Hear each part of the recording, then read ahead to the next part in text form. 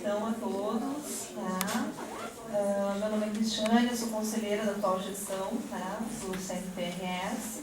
Estou participando aqui da mesa, né? Como uma mera introdutora dos nossos interlocutores de hoje, né? Enquanto Comissão de Políticas Públicas. Né?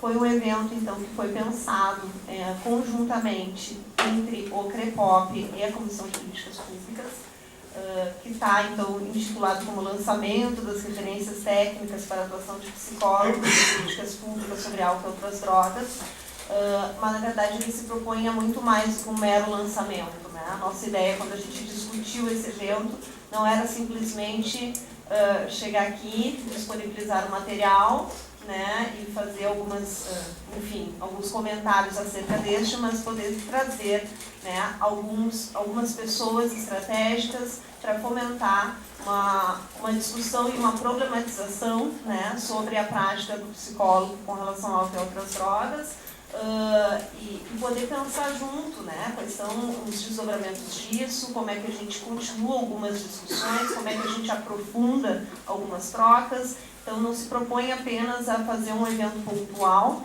né, mas já vem num contínuo de ações do Sistema Conselhos e no âmbito da Comissão de Políticas Públicas, dessa discussão com relação à política de álcool e drogas e a inserção do psicólogo nisso, certo?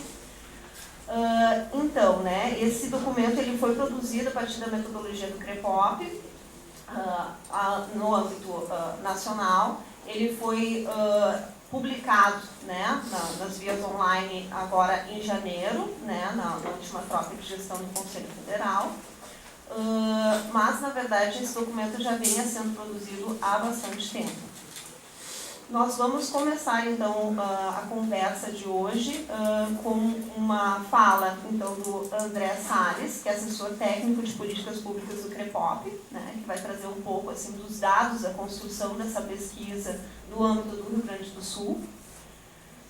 Vamos ter depois, então, a fala do Daniel Araújo, que é psicólogo, redutor de danos e coordenador do consultório de rua de Caxias do Sul.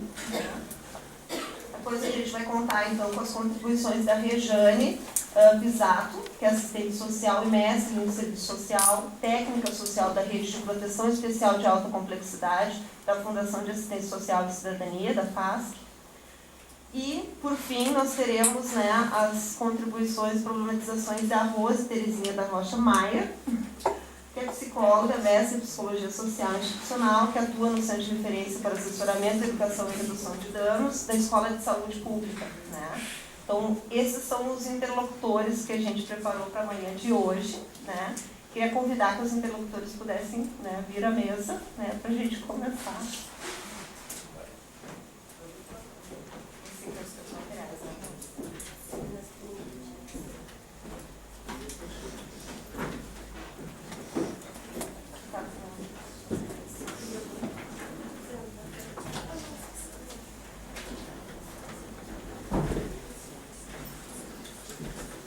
Então, primeiramente, eu vou passar a fala para o André Salles, né, que vai trazer um pouco esses dados da construção dessa pesquisa aqui no âmbito do Rio Grande do Sul.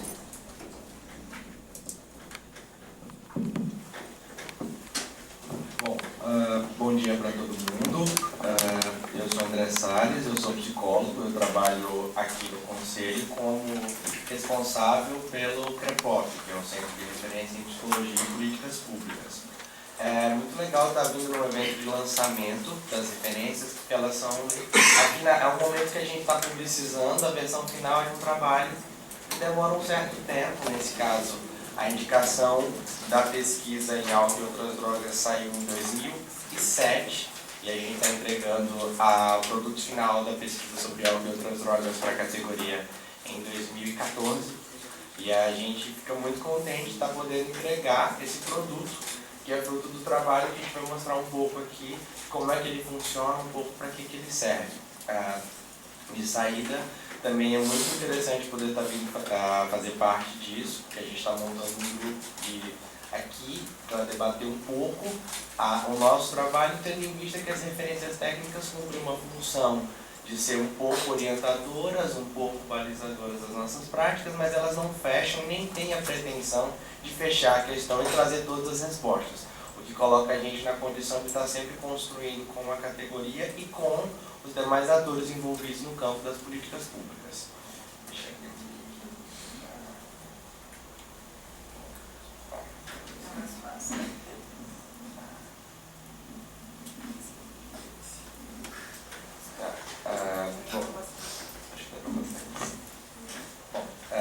Eu queria começar então a minha fala apresentando um pouco a ideia do CREPOP para as pessoas que talvez não tenham tanta familiaridade com a ferramenta.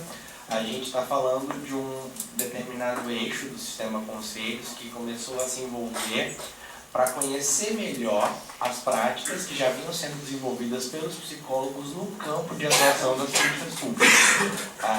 É uma ferramenta que subsidia o sistema a incidir na construção das políticas públicas, entendendo políticas públicas tanto quanto um campo de atuação e um campo de trabalho, onde os psicólogos têm se inserido nos últimos 20 anos, num primeiro momento, principalmente na política de saúde, e no segundo momento, uma inserção maciça na política de assistência, mas entendendo que as políticas públicas, além de campo de trabalho, elas dizem de um determinado modelo de organização do Estado, um determinado modo de atuação desse Estado.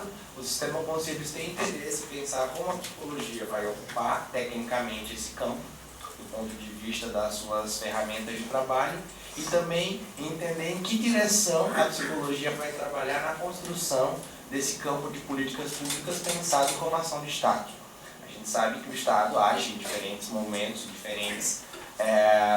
em diferentes perspectivas, e a ideia do CREPOP um pouco está nessa relação entre aquilo que a gente tem dos nossos conhecimentos técnicos, do nosso saber fazer, e pensando um pouco as relações do que o nosso fazer vai produzir na vida cotidiana de quem a gente atende, com quem a gente trabalha, e o que isso produz um determinado modelo de Estado, determinado modelo de cidade, determinado modelo de sociedade. Então, o CREPOP ele vem um pouco ele nasce com esse intuito de entender o que a psicologia tem a ver com isso, e o que a gente vai poder responder, como é que a gente vai respondendo algumas questões.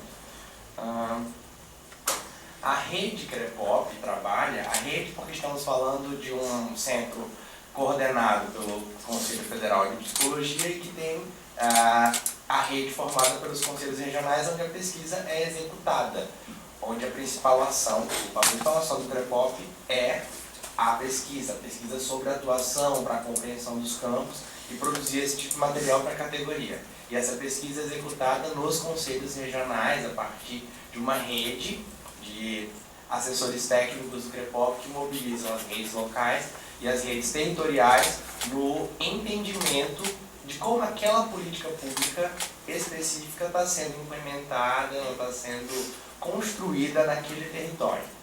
Acho que isso é um pouco de como funciona a rede CREPOP. E ela tem um processo de trabalho nacional que está sintetizado nesse fluxograma. A gente tem a APAF, onde são definidos, onde é definido os temas da pesquisa. No caso, foi definido esse tema em 2007, por entender que a Política Nacional de Atenção Integral ao Usuário de Álcool e Outras Drogas, lançada em 2003, estava convocava a psicologia como um tema afim a trabalhar, criava serviços, determinava modos, indicava modos de ação ou determinados objetivos. Então a PAF de 2007 toma esse tema como tema de pesquisa. O Núcleo Nacional, que fica localizado no CFP, o Núcleo Nacional do CREPOP, organiza quando vai acontecer, como vai acontecer. No nosso caso, a pesquisa acontece em 2009, a operacionalização disso. Os núcleos regionais são responsáveis em seguida pela execução da pesquisa, que no núcleo regional, e esse é meu próximo passo, ele termina na produção de um relatório.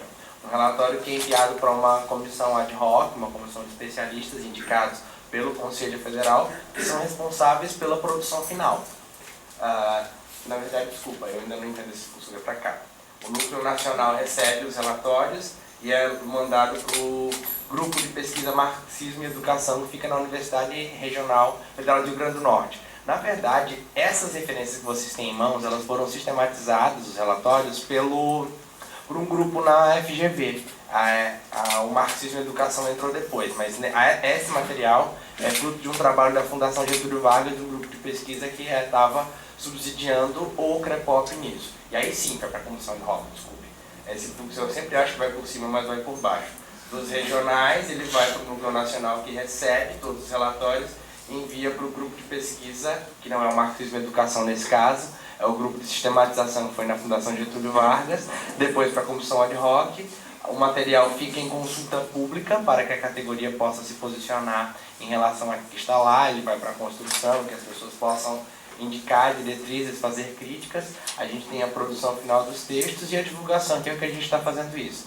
Esse é o processo nacional de pesquisa. No âmbito regional, essa pesquisa foi desenvolvida com essas partes. Houve a divulgação da pesquisa no Estado, um contato com gestores e profissionais para mapear onde é que essas pessoas estão, como é que estava acontecendo, que políticas estão sendo implementadas, como que serviços. A gente teve a pesquisa online, que tem como objetivo obter informações individualizadas de cada respondente sobre o perfil profissional e a caracterização do trabalho, os modos de atuação profissional, a atuação em ensino e pesquisa e os princípios e as políticas atuais do profissional. Diz um pouco de um certo perfil sociodemográfico. Ou, se vocês pegarem o material, na página 13, vocês vão ter uma descrição de quem são as pessoas que trabalham. Eu estou com cola aqui, porque acho que fica mais fácil. Bom, dos 345 psicólogos que responderam à pesquisa online, 80% eram mulheres, 80,3%. Desses 80%, 55% tinham entre 35 e 60 anos, 74% declararam brancas, 17,12% pardos e apenas 5% negros. Formação, 65% possuíam pós-graduação e a gente vai ter uns tipos de pós-graduação. Esses dados aqui, que estão na página 13, eles são os frutos do questionário online. Eles dizem um pouco do perfil, a traçar um certo perfil profissional com base principalmente em características sociodemográficas. Além da pesquisa online, a gente teve para essa pesquisa, eu digo para essa pesquisa porque hoje, se vocês forem ler as metodologias CREPOP, elas mudaram um pouco. Mas para essa pesquisa a gente teve 2 encontros que a gente gostaria de marcar, que é o encontro presencial com psicólogos e o encontro multiprofissional. No nosso CR, a gente chama o encontro multiprofissional de reunião ampliada.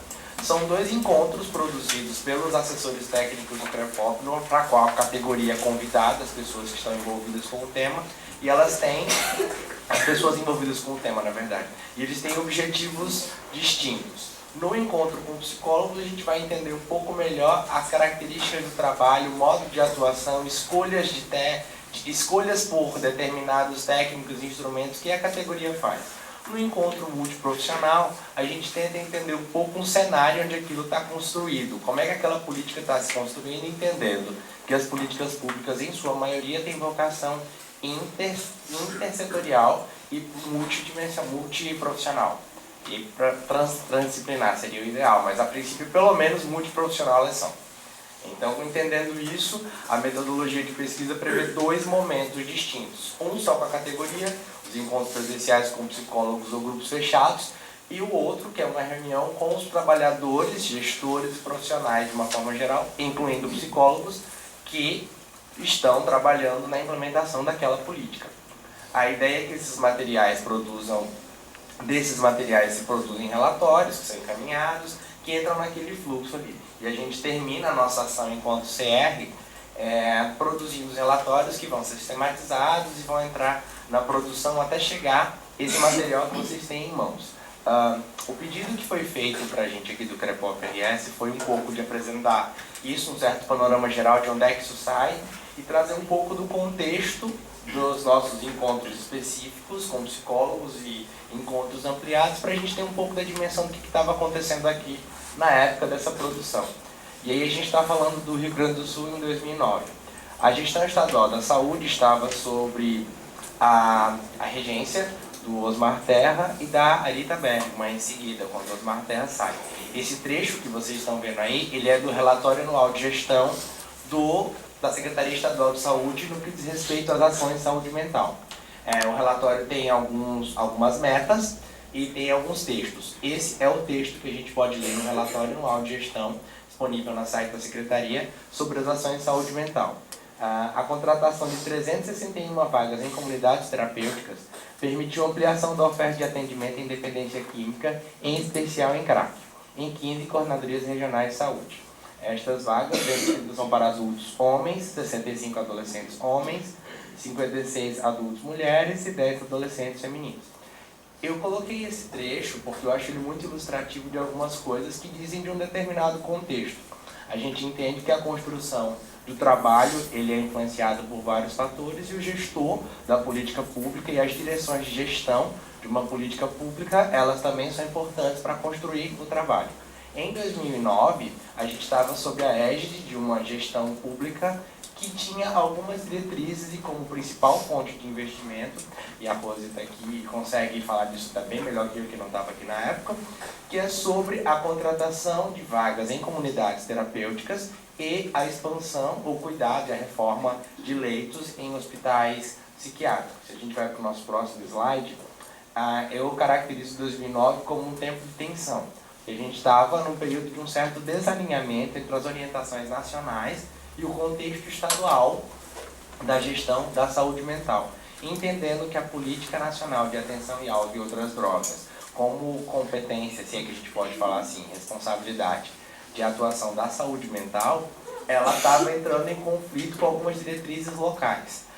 Isso aparece na fala dos profissionais, da ideia de que estava havendo um retorno muito forte das ideias mais genéticas, da defesa genética, de um aspecto mais biologicista do cuidado e das ações a serem desenvolvidas para usuários de álcool e outras drogas nos serviços. E eu quis fazer essa ponte com a gestão macro-estadual e o que acontece nos serviços, porque a gente entende que isso se constrói assim, tá?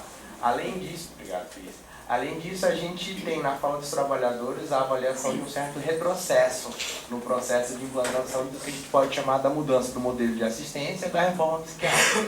Os trabalhadores avaliam que, embora o Estado tenha sido pioneiro na aprovação da lei, nesse contexto estava muito complicado, porque as orientações que estavam vindo, as diretrizes de trabalho colocadas tanto pela Secretaria Estadual de Saúde quanto pela Secretaria Municipal de Porto Alegre, elas estavam entrando em um certo conflito com as diretrizes nacionais, a gente marca um certo desalinhamento. E aqui eu coloco como terceiro vetor que aparece nas falas dessa tensão, a campanha CRAC Nem Pensar. A gente tem, isso é citado pelos profissionais, de que isso estava muito presente, que isso dificultava um pouco o trabalho, que isso influenciava um determinado modo de fazer o trabalho e por aí vai. Juntando com isso os aspectos de judicialização da saúde, que a gente continua enfrentando até hoje, quando o Poder Judiciário, as famílias recorrem ao Poder Judiciário para garantir acesso ao tratamento que o Judiciário e que as famílias consideram mais adequado para o caso, juntando ao contexto dos incentivos de tratamento organicistas com retomadas de foco das explicações genéticas. E eu lembro, eu cheguei no Rio Grande do Sul em 2010 e lembro das polêmicas envolvendo os projetos de mapeamento cerebral desenvolvidos pelo secretário de saúde, enfim, toda uma discussão que a gente tinha que estava colocada nessa época, o que implica em ferramentas prioritárias indicadas para o cuidado, medicamentos e internações das mais diversas ordens. Nesse contexto, os trabalhadores referem, e é muito bom poder falar isso com a Rose aqui, o Centro de Referência em Redução de Danos da Escola de Saúde Pública como um certo ponto de resistência, um certo lugar onde era possível discutir alguma outra forma de cuidado, alguma outra forma de atuação. E os trabalhadores que participaram, tanto os psicólogos quanto os outros trabalhadores, nos relatórios que a gente tem, eles fazem menção a isso. A ideia de um lugar para respirar e que dava um certo alento de uma outra possibilidade de cuidado. E aí, pensando um pouco os resultados brutos da pesquisa, o relatório faz menção a 97 estabelecimentos com psicólogos, onde havíamos CAPs de dois tipos, hospitais tanto psiquiátricos quanto gerais, ambulatórios para dependência química, ambulatórios de psiquiatria e as comunidades terapêuticas. Há um adendo no relatório sobre a questão da precarização do trabalho dos psicólogos nas comunidades terapêuticas, o que é completamente associado à precarização das próprias comunidades terapêuticas e alguns fins controversos aos quais elas servem. E aí, pensando um pouco das ações, trazendo um pouco dos resultados, eu resolvi elaborar os slides assim. O cuidado, pensando a ação, era produzido para quem? Nos relatórios a gente fala que os psicólogos, os relatórios falam que os psicólogos nos dizem que é preciso trabalhar cuidando, essa é a minha expressão, eles falam de oferecendo serviços para usuários, para familiares e também para trabalhadores do SUS. E é importante cuidar como? As ações prioritárias são de tipo atendimento, seja individual ou em grupo, que são relatadas. Cuidado para quê? E aqui a gente tem na categoria alguns dissensos e algumas direções diferentes. Há quem acredite que o cuidado e a ação do tratamento deva ser feita para parar com o consumo de substâncias, e há também quem defenda a ideia de que é preciso reduzir os danos ocasionados pelo consumo de substâncias. E do ponto de vista daquilo que era preciso estar atento enquanto se cuidava, eles relatam bastante os efeitos da mídia sobre nós, sobre aqueles do trabalho, o cotidiano de trabalho, as pessoas com que eles atendem e eles mesmos dão atenção a campanhas como campanhas Crack Nem Pensar. A atenção também à hegemonia de um determinado saber do ponto de vista biomédico e a genética e a farmacologia, a farmacoquímica sobre um determinado campo. Era preciso cuidar dos usuários e cuidar no campo da atenção aos usuários de álcool e outras drogas, ficando atento à ideia da necessidade de ser interdisciplinar, porque a psicologia sozinha não conseguiria dar conta daquilo, seria uma pretensão muito grande conseguir sozinha dar conta dessa questão. E é preciso atentar, segundo eles, para o paradigma de cuidado que orienta as nossas práticas. Afinal, a gente precisa estar sempre atento de nós estamos trabalhando direcionados por quê e objetivando o quê. O relatório faz menção um pouco a isso. Do ponto de vista assim, um pouco mais teórico, um pouco mais específico, a gente fez uma lâmina que é cuidar com a ajuda de quem. São citados teoria psicanalítica, terapia cognitivo-comportamental, esquizoanálise, políticas públicas como um campo teórico que ajuda os psicólogos a pensar, psicologia social e teorias sistêmicas de uma forma geral. Além disso, cadê a última coisa? Tá. Do ponto de vista dos autores, mais psicológicos mesmo, por ruim de ler, na teoria psicanalítica, Freud e Lacan seriam os mais citados. O relatório não traz informações sobre quem seriam os autores das teorias cognitivas comportamentais. Do ponto de vista da análise institucional da esquizoanálise, é citado Michel Foucault, Gregório Barenblit e Gilles Deleuze, os principais. Das políticas públicas, a Rose Maier uma das pessoas que é citada nos nossos dados teóricos sobre políticas públicas, Rose Maier, Antônio Lancetti, Domiciano Siqueira, Dina Celesina, Eduardo Passos, Regina Benevides, e as contribuições muito oriundas da Política Nacional de Humanização e também da Política de Atenção Integral ao Usuário de Álcool e Outras Drogas. E das teorias sistêmicas são citados Salvador, eu não sei ler esse, obrigado, Vygotsky, Pichon Vieri, Antônio Makarenko, Bernardo Toro, Paulo Freire, dentre outros. Isso diz para a gente um pouco do panorama de com que esses profissionais orientam o seu trabalho. E aí, trazendo um pouco... não, só essas tem. Só as falas, essas são falas dos relatórios. É o meu último slide, assim. Essas são falas que eu extraí dos relatórios e dizem um pouco de onde é que eu tirei aquelas informações para vocês. O serviço de saúde não dá conta da questão. Não é só a saúde que dará conta e não é só a educação. A dificuldade maior é trabalhar juntos. Há 10 anos atrás, ocorreu a integração de 10 secretarias. São necessárias outras portas de entrada, como esporte, lazer, cultura. Há necessidade de preencher espaços. Os psicólogos também se questionam sobre, tudo bem, a gente faz a internação, mas e depois? Depois da internação, o que nós podemos oferecer? Como é possível inserir um processo de internação num contínuo de cuidado? E não como algo que por si só resolveria os problemas, uma vez que o indivíduo internado é retirado de um determinado contexto adoecedor, mas é preciso voltar para ele, considerando que não é interessante morar em hospitais ou comunidades terapêuticas. E depois de oferecer a internação, o que nós podemos oferecer? É um pouco da questão que alguém traz num grupo específico. E aí, no grupo específico, o grupo de psicólogos, tem essa frase, que eu recortei, que eu achei interessante, fazendo menção a um certo uso da redução de danos como um paradigma de ação. Sim, como um determinado modo de funcionamento, mas também como um paradigma, algo que pode organizar a atenção ao usuário, que foi colocado lá. Não de forma unívoca, não de forma sem tensões, não de forma sem dissensos, mas que também aparece lá. Como inserir outra ótica, um outro discurso, uma outra forma de trabalhar dentro desses espaços que são muito duros e muito enrijecidos. Como fazer frente e como poder fazer uma outra oferta. Essas são algumas das questões que a gente traz lá no material que gerou esses relatórios, essas referências, e a gente espera que agora a categoria se aproprie delas e consiga dando respostas outras que a gente talvez não tenha pensado naquela época e que consigam atender de forma integral esse usuário de álcool e outras drogas. Muito obrigado.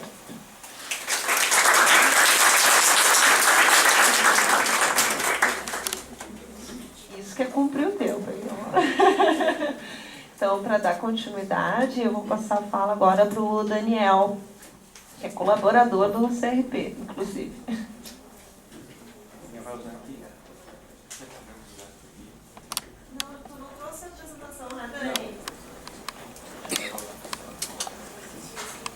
Bom dia a todos.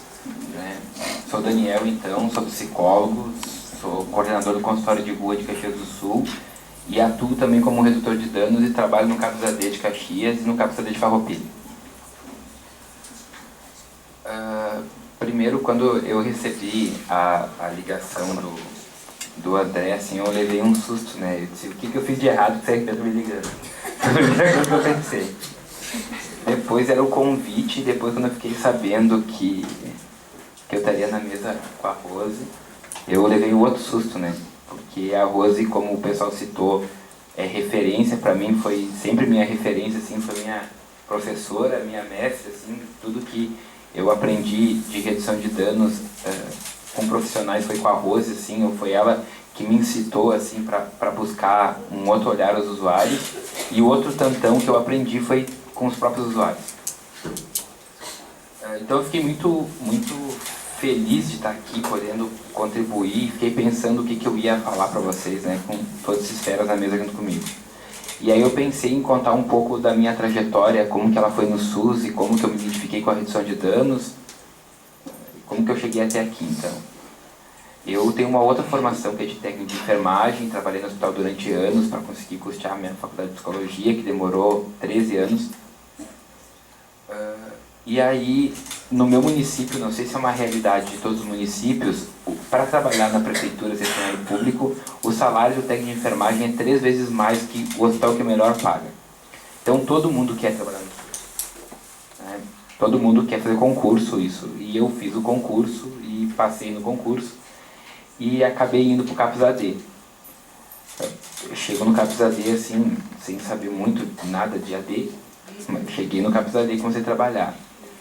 Eu tive muita sorte que o meu início do CAPS AD foi um período onde a gente estava vindo, e eu continuei vindo, para o grupo de estudo em redução de danos, centro de referência, aqui em Porto Alegre. Foi uma época também que o Charão estava dando assessoria para nós lá em Caxias, e junto com a minha entrada estava sendo implementado o consultório de rua, e me convidaram para trabalhar no consultório de rua.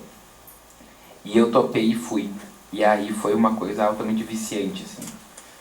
Porque quando a gente vai para o território, quando a gente está lá junto com o usuário, algumas coisas que a gente acreditava e pensava que deveria ser de uma forma, são completamente desconstruídas e construídas de um outro modo, né?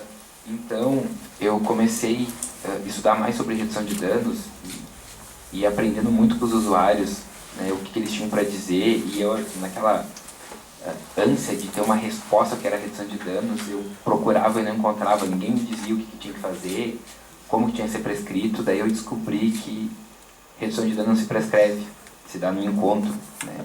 E eu descobri que não era só uma estratégia, não é dizer para o usuário trocar, como muitas pessoas pensam ainda, né? Trocar crack por maconha, usar a seringa para o seringa descartável, for usar droga injetável. E são algumas estratégias que são importantes, mas não, redução de danos não é isso, né? Antes disso, ela é uma visão de mundo, né? Onde eu consigo tolerar que algumas pessoas, ou grande maioria das pessoas, vão usar drogas e eu tenho que pensar junto com elas como que a gente pode fazer que esses danos diminuam. E isso eu comecei a perceber na minha própria vida, né? Porque se mandar eu parar de comer açúcar, ou carne gorda, ou coisa do gênero, que a gente sabe que não é algo lá tão saudável, eu não vou gostar, e não vou atentar para isso. Então, quando eu comecei a me deparar com as minhas coisas, as questões dos usuários, e tenho uma experiência de um usuário lá em Caxias, que foi uma que me marcou bastante, ele virou até um teatrinho, né, um dia eu cheguei lá para atender eles, no território que eles já esperam nós, até eu estava falando pro pessoal antes, que tem usuário que liga, se a gente se atrasa para sair do CAPS para o território, eles ligam para o serviço, peraí, vocês não vão vir, já está na hora de você estar aqui. E aí eu cheguei, o usuário pediu que queria falar em particular comigo, daí ele veio contar que estava saindo uma secreção do pênis dele, que tinha saído uma ferida, mas ele estava curado, e que ele estava apavorado, o que ele ia fazer. Esse usuário é um usuário de crack há 20 anos, mais ou menos. Então, isso é a prova que o crack mata em 6 meses, né? E aí, né, a gente foi conversando e disse, tem como tu ir na unidade básica para tu consultar? Não vou, eu não vou sair daqui, não vou ir. Aí a gente foi negociando, ver o que a gente podia fazer. E eu consegui uma requisição de exames para ele, para ir no laboratório coletar. E eu disse para ele, se eu conseguir, tu consegue ir no laboratório? Ele, não, eu vou. Ele coletou e veio no exame de sangue, que ele estava com gonorreia e sífilis, e aí agora ele tinha um outro passo, que era tratar isso. E aí eu precisava da unidade básica, eu precisava que ele fosse, né? Nem que eu fosse junto com ele, que a gente fizesse uma de AT, mas a gente tinha que articular alguma forma que ele se tratasse para isso. E aí eu só orientei ele foi, e ele disse assim para mim, tu não precisa me falar nada. Parei de beber, tô só no crack. No primeiro dá um impacto assim, como assim, né? Porque mesmo a gente tá trabalhando, acha, não, o crack é a pior. No caso dele, o álcool era muito mais prejudicial para ele do que o crack. O crack não tem interação medicamentosa com o antibiótico, agora o álcool tem. E ele precisava se tratar, a grande questão de saúde dele naquele momento não era o uso de crack ou o uso de droga, mas sim era a sífilis e a gonorreia. Então é uma das experiências que a gente teve assim que vão chocando a gente, né? Vão chocando aquilo tudo que às vezes a gente aprendeu durante a vida, durante a nossa a constituição de vida, de valores que vem de família, a nossa moral, e até posso dizer a nível profissional, de faculdade, de técnico de enfermagem, de qual que é a função do profissional de saúde, qual que é o papel do CAPS, então, né, se as pessoas estão indo lá para o CAPS só para comer, não estão nem participar das oficinas, eles querem participar, não querem tomar remédio, vão para o CAPS para tomar banho e comer. O CAPS não é espaço para isso, né? O CAPS é um espaço de tratamento, né?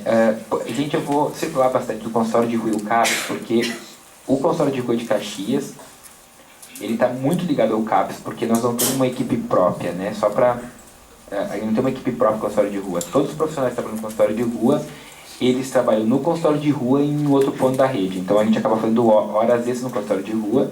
Como o nosso horário de atendimento é à noite, das 7 horas da noite até as 10 horas, e agora por motivos de leis a gente teve que parar às 10 horas, mesmo que às vezes a gente adiantava a noite adentro maior, né, e até 11, 11 e meia, meia-noite, dependendo do dia, do território como que estava. Então, por isso que eu vou circular nos dois ambientes, até porque eu trabalho nos dois, né? Eu faço plantão noturno no CAPS e trabalho no consultório de rua. Então, e as discussões vinham nesse sentido. Bom, o CAPS, ele é um espaço de tratamento e a gente tem que tratar, e qual que é o nosso objetivo e por onde que a gente vai circular isso. E a gente deu uma boa avançada na discussão do CAPS, de poder sentar com os usuários e conversar e ver qual era o sofrimento que eles tinham, né? Para a gente poder compor alguma coisa junto com o usuário. Porque quando a gente falava em construir um PTS, na verdade o projeto terapêutico singular do usuário, ele não era uma construção nem junto com o usuário e não era nem um projeto, era uma lista de atividades que ele tinha que cumprir durante o dia dele. E isso fazia com que muitos usuários não cumprissem nada, né? Não fizessem as coisas porque não fazia sentido para eles, né? Mas fazia muito sentido para a equipe, e o sentido e a ligação que tinha era, eles falavam para nós profissionais o que a gente esperava ouvir, né? Eu quero participar de todas as oficinas são muito boas, os grupos são muito importantes, a medicação, eu tenho que tomar remédio, eu quero ficar sem droga, né? A droga é uma droga na minha vida, né? Até que outra experiência, né? Eu vou falando e vou me ocorrendo das experiências que eu tive. Eu estava num grupo com os usuários e um usuário ficou para mim assim: por que a dependência química é uma doença crônica progressiva de fim fatal? E o que nós estávamos discutindo ali é que alguns usuários estavam optando fumar maconha e não usar álcool, porque quando bebia álcool batia na mãe, quando bebia álcool se prejudicava muito, ficava muito loucão, outros o crack fazia vender tudo e a maconha dava, e ele estava na mesma vibe, assim, né? Só que ele não podia, né? Deus o livre de fumar maconha, ele tinha que ser um cara limpo, né? Ficar de pé. E aí ele chegou com essa frase, e na hora que ele falou isso, me deu uma coisa, eu falei assim pra ele: meu, é o seguinte, vamos fazer o seguinte, vamos pegar uma corda, tu vai ali e se enforca, porque acabou, não tem mais o que fazer, né? Tu tá me dizendo que a dependência, tu é doente, tu tem uma doença, que é crônica progressiva de fim fatal, vamos acabar com o sofrimento de uma vez, porque a solução é essa, aí não adianta a gente ficar conversando aqui. O que? Tu tá me dizendo isso? Tu não pode me falar isso, tu não tem que deixar eu me matar, tu tem que me ajudar. Não, mas vamos pensar junto então. Aí um outro usuário chegou e disse assim pra ele: tu que é rato de comunidade terapêutica, um usuário fala, não fui eu, gente, tu que é rato de comunidade terapêutica, que adora comunidade terapêutica, falou uma frase de comunidade terapêutica, e tu tá fazendo uma coisa, tá se auto-manipulando. Por que tu não admite que tu quer fumar maconha e fuma tua maconha e fica de boa? Porque todo o teu problema é esse. Admite que tu pode fumar maconha, fuma maconha que nós estamos falando e acabou o problema. Será que não é esse o problema? Aí o usuário, ele parou. E aí ele começou a mudar o discurso dele, né? Foi uma evolução que começou a mudar, mas tinha um sofrimento muito grande nele, justamente pelo fato da droga ser proibida na vida dele, né? Da droga ser proibida e não poder nem ser, e como falaram, né? O André falou do crack nem pensar, não dá nem para pensar na droga, né? Que dirá usar. E por isso que a partir desse momento, gente, eu tentei abolir, mas é muito difícil abolir isso na gente, que é do termo recaída, né? Porque quando eu uso recaída, eu suponho que tem gente de pé e gente caída. Então quem usa droga está embaixo, quem não usa droga está em cima. Então as pessoas que não usam droga logo são melhores é que usam droga. E não importa o tipo de uso que se faz, né? E a cada dia, gente, que vai passando, né, eu vou descobrindo que eu tenho um monte de manicômio dentro de mim, né? Que a reforma psiquiátrica, primeiro, ela começa dentro da gente. E eu vou descobrindo um monte de coisas que tem dentro de mim, que eram vários manicômios que até a gente fala brincando e sério, que a gente não sabe se a gente vai para o consultório de rua, quando a gente vai a campo, se a gente que atende os usuários, ou se os usuários atendem a gente. Porque às vezes a gente vai mal pro campo, chateado com alguma coisa, ou a gente se olha e diz assim, tô precisando de um campo hoje, né? E lá vai nós, sabe? Então é uma relação que se estabelece que a gente não sabe esse limite, sabe? Quem ajuda quem ali na história, né? Sei que eu tenho aprendido muito com os usuários, né? Tenho tido muito apoio de colegas, tipo a Rose, entre outros, mas os usuários são fantásticos, assim, né? E para falar, né, de manicômios internos, teve um fato de um usuário que chegou no CAPS umas 11 horas da noite para ficar em acolhimento noturno, que o CAPS que eu trabalho é 24 horas, e dispensou as pessoas que levaram ele, e aí pegou e disse assim, eu tô com uma pedra aqui, eu vou fumar, depois eu volto. Aí eu não conhecia o usuário, fiquei pensando, será que ele pode se fissurar e querer ir embora e não voltar mais, mas ele quer ficar? Daí eu disse pra ele assim, vamos fazer o seguinte, eu vou junto contigo fumar então. A gente vai ali fora do CAPS, depois do muro, a gente vai ali, tu fuma tua pé, a gente volta. A gente foi e fez isso. Aí ele foi, fumou, a gente voltou, daí ele ficou no CAPS. Aí teve um dia que eu tava me esperando, eu disse, Daniel, eu preciso fumar uma pedra. Eu preciso fumar uma pedra. Ele disse, olha, se tu sair, tu não pode mais voltar.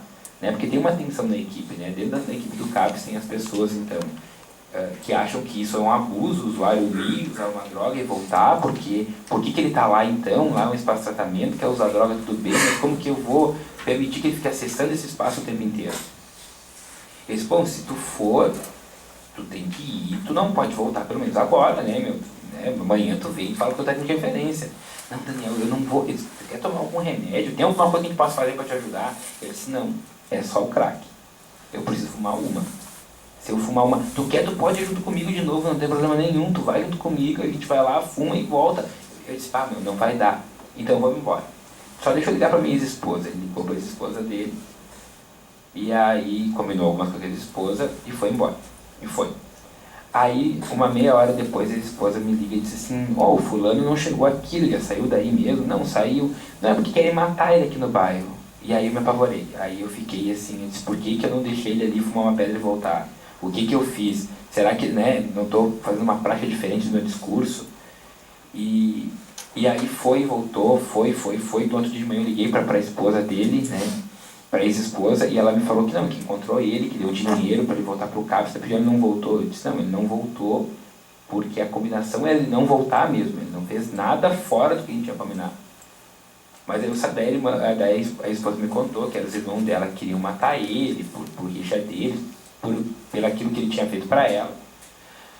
E aí eu fiquei mais aliviado, assim, mas fiquei pensando, né, qual que seria a questão desse usuário, de eu poder ter liberado ele, né, ou ter ido junto, porque tem, no lado do CAPS tem lugar que vende droga, né, uma quadra, né, porque era a única coisa que podia acalmar ele, e realmente eu vi que acalmava, né, o quanto que é difícil a gente se despedir de algumas coisas, né, porque ele, e detalhe, gente, o que ele estava falando, o que ele estava querendo fazer é o seguinte, nesse dia chegou crack dentro do CAPS, que chega, né, ele não tem como fiscalizar, nem sei se tem que fazer isso, e o que me relataram é que ele ficou com uma pedra de crack na mão, fuma ou não fumo, pensando no vínculo que ele tinha com o serviço, né, das combinações que nós tínhamos feito ele não usar droga dentro do serviço. Só que a fissura dele foi tão grande que ele esperou eu chegar de noite no CAPS para pedir para mim, para poder sair, fumar uma pedra e voltar, porque ele não estava aguentando. E se a gente fosse pegar, né, os nossos amigos biologicistas e neurocientistas, não tem nenhuma substância que vá se igualar ao crack, né? Só o crack que funciona como crack. Então, só o crack que é cocaína, na verdade, né? Que o principal ativo seria a cocaína. Então eu fico pensando, sabe, nas nossas práticas, como que a gente pode tensionar a equipe de poder flexibilizar esse tipo de coisa, né? Porque isso seria um cuidado para o usuário. E eu digo que para mim, internamente, não seria, como técnico, não seria problema nenhum ter ido junto com ele de AT e ter voltado se ele tivesse me pedido para fazer isso, né? A questão não era essa, assim. Né? Para mim, a questão foi que eu fiquei pensando, bom, não tem uma regra no serviço que como que eu vou deixar ele sair do acolhimento noturno, ir lá fumar pedra e voltar, e depois o que eu vou fazer com tudo isso? Mas depois eu fiquei pensando, né, que eu discurso tanto da redução de danos e defendo tanto as coisas de redução de danos e que também não é uma coisa fácil de se fazer. Né? Porque é muito fácil falar do meu colega quando as coisas não dão certo, mas eu queria trazer essa experiência de algo que até hoje eu estou em dúvida o que seria a melhor conduta para fazer, né? Porque talvez o usuário tivesse dado ele não apareceu mais no CAPS, e daí isso me deixou muito chateado. Ele não apareceu para mais nada, ele só voltou para pegar as roupas dele e nunca mais apareceu, né? O quanto que ele valorizou o vínculo comigo, fazendo um esforço enorme para não fumar pedra no serviço, ou para não fumar mais, que tem uns dias que ele fumou, outros aí, rola uma ladaia inteira no serviço, né, dos outros usuários. Mas uns falam que ele fumou, outros falam que não fumou, mas mesmo assim, se ele fumou uma pedra, o esforço que ele fez para se manter ali, para tentar valorizar o vínculo que ele tinha comigo, ele disse assim, Daniel, eu não vou fumar aqui dentro, ele falou para mim. Né, mas deixa eu ir, eu preciso ir. E dava para ver na face dele, no discurso dele, o sofrimento que estava carregado nisso, né, que não era qualquer coisa, tinha um sofrimento muito grande nisso, né? E ele já estava há 5, 6 dias sem fumar pedra nenhuma, se alimentando, porque quando ele entra no período de uso, a história dele era ficar 5, 6 dias só usando, né? Era um uso abusivo, descontrolado, que ele mesmo falava, não consigo me controlar, eu não consigo fazer mais nada, né? E por fim, gente, e daí isso é uma coisa que fica me martelando, eu acho que quando a gente vai trabalhar, né, nas políticas públicas de álcool e outras drogas, direcionado a isso, trabalhar com esses usuários, seja no CAPS, dentro de um CAPS, ou no território, né, ou mesmo na atenção básica, trabalhar com usuários de álcool e outras drogas, eu acho que quem tem que estar abstinente, na verdade, não é o usuário, mas é o profissional. Ele tem que estar abstinente do seu desejo, da sua moral, da sua necessidade de curar os outros. Né? Eu acho que a gente tem que se manter nessa posição de abstinência. Né? O quanto muitas vezes nosso desejo acaba atrapalhando completamente o percurso que o usuário pode fazer. Né? Como tinha um usuário do território que deixava para mim, cada vez que nós ia lá no fumódromo que ele estava, falava assim: conseguiu internação para mim? Conseguiu internação para mim? Até que de tanto ele pedia, a gente foi atrás de uma internação para ele, que tinha que ser num outro município, não podia ser nem em Caxias. E ele não foi. E ele disse assim: gente, como eu sou tapado, ele não quer se internar, ele quer que eu continue vindo aqui. Porque no imaginário dele, todo mundo manda ele se internar. Tem alguns usuários até que brincam quando a gente chega com a van do consultório: ó, chegou o pessoal ali, ó, tem uns 5, ó, pode vir aqui, tem uns 5 para internar. Né? Tem um usuário que botou no fumódromo: consultório, horário de atendimento, quarta-feira, das 7 às 10, que é o horário que a gente vai, sabe? Colou os nossos cartazinhos de redução de danos que a gente fez, a gente usou o material do Ministério e reproduziu. Né?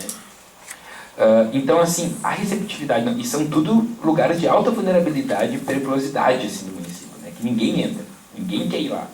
E que a gente é muito bem recebido, inclusive quando dá os assassinatos e brigas, o pessoal acabou? Então acabou.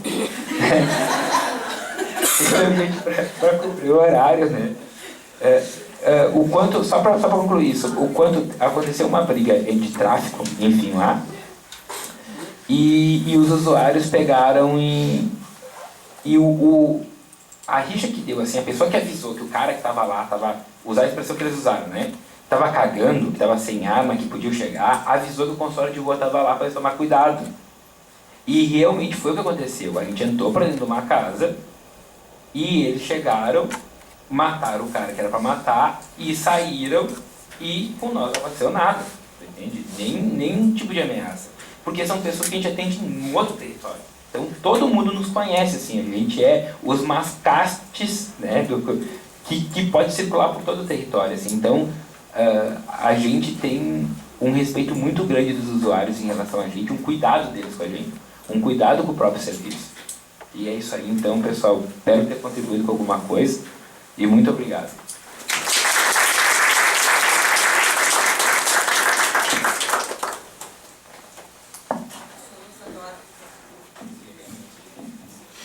Passamos agora, então, para a fala da Rejane Pisato.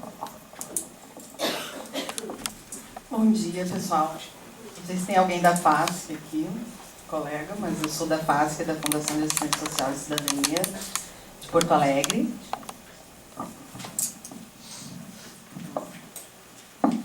Tá bom. Onde tá bom? Tá bom, hein? Eu sou assistente social, formação, e comecei assim, meu trabalho também com abordagem de rua, população adulta e famílias aqui na cidade de Porto Alegre. Também contando um pouquinho, né, como colega aqui, eu acho que são muitas histórias, né, nessa nossa trajetória, assim, e que bom, assim, eu fiquei bem com vontade de ir lá trabalhar junto contigo, de poder estar construindo isso também, que eu também gosto muito. E então, em 96, né, foi que eu cheguei para poder pensar, assim, o trabalho na rua. E, bom, eu nunca tinha, né, me deparado com isso, né, bom, rua, onde tudo acontece, né, como, por onde começar. Bom, tinha já algumas coisas que eram bem pontuais, né, de poder estar, aconteceu uma situação na cidade, em tal local, vamos ver o que houve, né, falar com as pessoas. Enfim, em 97 se constituiu, então, com uma outra colega, que hoje é a diretora técnica lá da FASC, um trabalho de atendimento à população em situação de rua, Porto Alegre. E aí nós íamos em todos os cantos da cidade, né? Tanto viadutos, pontes, buracos, mocós. E como fazer, né? Então, fazer toda uma leitura assim, desse contexto, porque representando, né, a política pública, indo ao encontro, né, da pessoa, o que dizer, né, o que levar. Então, assim, isso tudo dentro de um aparato legal, né, que embasa toda a construção da política de assistência social, hoje já com SUAS, né, o Sistema Único de Assistência, a Política Nacional, 2004, mas antes não tínhamos, né. Então, foi bem, acho que foi uma trajetória muito importante. E aí, agora, falando na redução de danos, né, questão de álcool e drogas, que a gente já trabalhava, assim, nessa estratégia de redução de danos, né. E de poder aprender e apreender, né, esse contexto junto com as pessoas para poder estar intervindo e estar pensando o como, metodologicamente. E aí, assim, sair um pouco da nossa estrutura de assistência, né, política de assistência, porque o sujeito, né, com suas várias demandas, suas várias dimensões, a gente tinha que estar construindo com os demais, né, os demais colegas das outras políticas, né, e uma grande parcela usuária de álcool e drogas, né, com alguns com uso abusivo. Então, aquela tentativa de sair das nossas caixinhas, né, abrir as nossas caixinhas, as nossas portas, e ir em busca de tentar abrir outras portas. Porque na rua até então éramos nós e a força policial. E aí, como constituir isso com essa instituição, né? Então a gente foi, né, construindo, acho que sensibilizando, acho que também a partir da escuta, né, dessa vivência de rua, que a gente também foi podendo perceber e constituir, né, o trabalho, de estar compondo, então, essa interdisciplinaridade, né? Esse fazer interdisciplinar. E hoje, pensando nisso, né, há uma dificuldade que todos os colegas trazem, né, que é a questão da falta dessa nossa tecnologia, né, de pessoas para atender, né, essa demanda tamanha dentro das políticas públicas. E aí a gente vê uma diminuição desse RH tamanho, tanto na política de assistência como na política de saúde, na educação. Mas, enfim, isso não pode, né, nos mobilizar, nos desmotivar. Eu acho que tem que, sim, nos mobilizar, né, para poder pensar como. E aí, a concepção do gestor também, né, é outra questão que a gente também lida nesse dia a dia com uma outra concepção que não a nossa, dentro da questão da efetivação dos direitos, né, do respeito às individualidades das pessoas e à vivência de cada um, né. Então, esse tempo que é diferente, o nosso, do gestor, do usuário, isso tudo tem que estar, né, considerado no momento que a gente vai construindo essa intervenção. E aí, eu acho que a questão da rua, né, com quem a gente se depara, e aí tem que fazer essa leitura de tudo que acontece ali, poder ver quem está ali e com quem também contar, que é, acho que, fundamental para poder pensar, né, pensar essa vida ali, e esse papel nosso do Estado, né, que somos representantes. Então, no momento que a gente chega com na ótica de direitos, né, chega a força policial numa outra ótica. Então, como é que tu estabelece, né, o vínculo com um grupo que está ali e que somos representantes do Estado, mas trabalhamos com concepções diferenciadas, né? Então, isto também é um outro dificultador, né? Mas lidamos com tudo isso, e isso a gente tem que poder estar construindo e refletindo, né, problematizando no todo, no coletivo, né, porque é no coletivo que a gente intervém.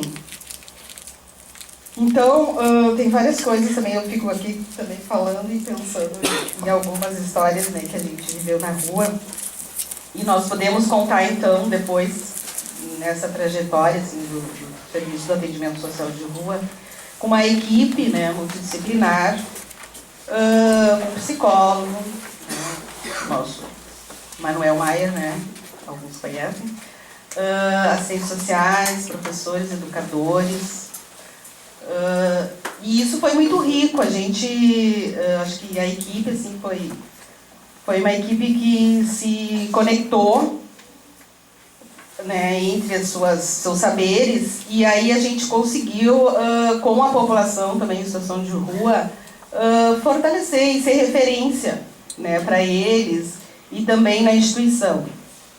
A gente teve, em 2011, a partir do SUAS, que aponta, né, a descentralização dos serviços. Então, essa descentralização também do atendimento à população em situação de rua nos CREAS, né, que são os centros de referência que atendem nas regiões. E aí, esse serviço passa a ser efetivado, então, lá com as equipes dos CREAS. O que também é um dificultador, porque a gente tem uma precarização do trabalho, né, com profissionais que são contratados por um tempo determinado.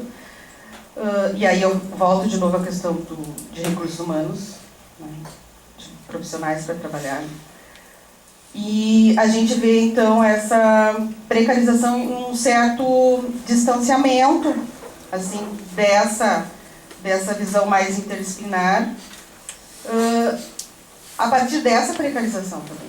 Eu acho que uma descentralização que fortalece, né, porque ela trabalha mais voltada à região, à comunidade, ao diagnóstico daquela comunidade, ao modo de vida daquela comunidade, mas também há um retrocesso pela precarização desses profissionais, dessas condições de trabalho, para, né, dar andamento a esse tipo de atendimento.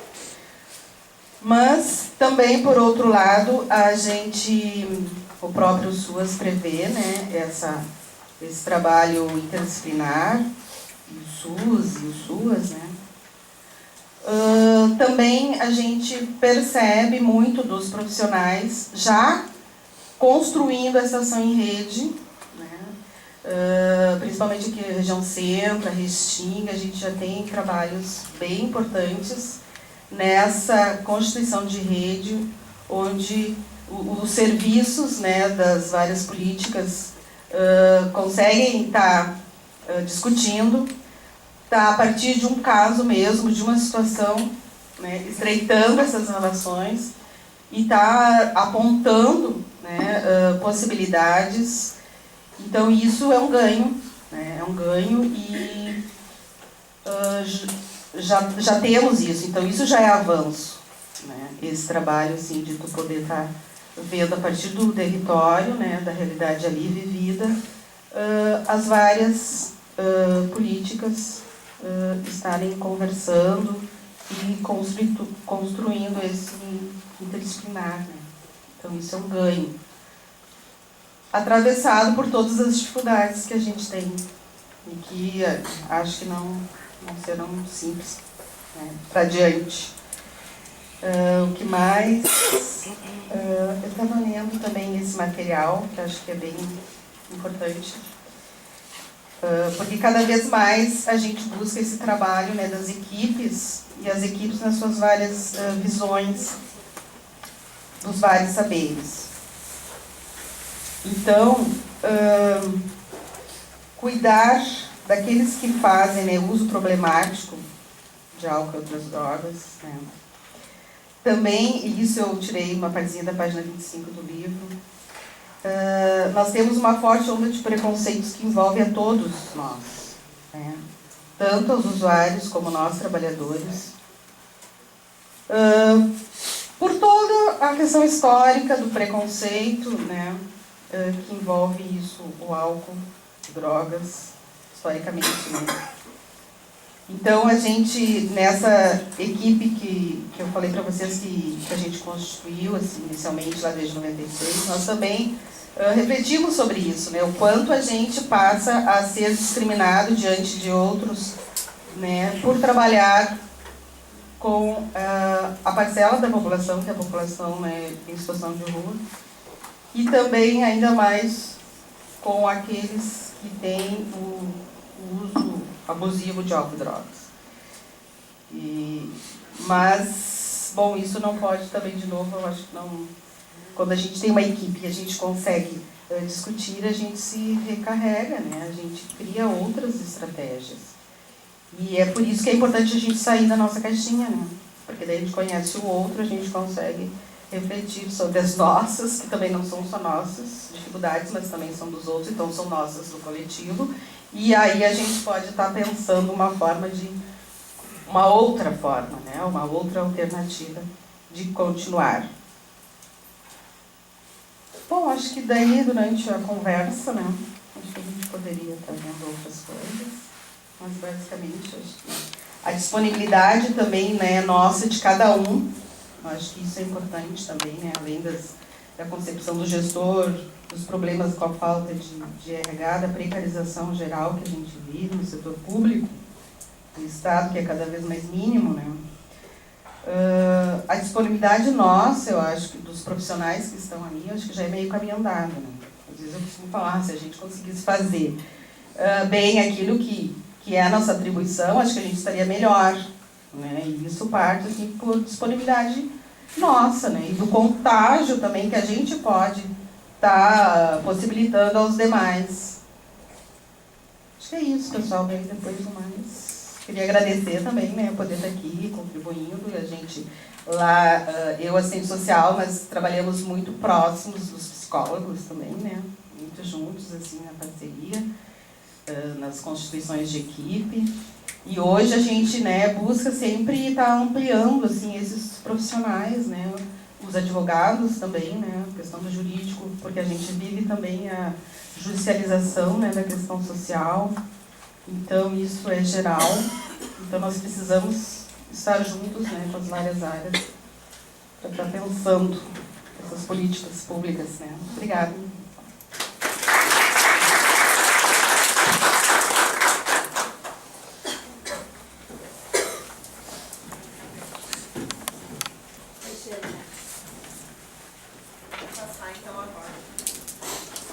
Vou passar agora, então, a palavra para a Rose Maia, que eu acho que dispensa maiores apresentação, né? Tão referida por tantas pessoas.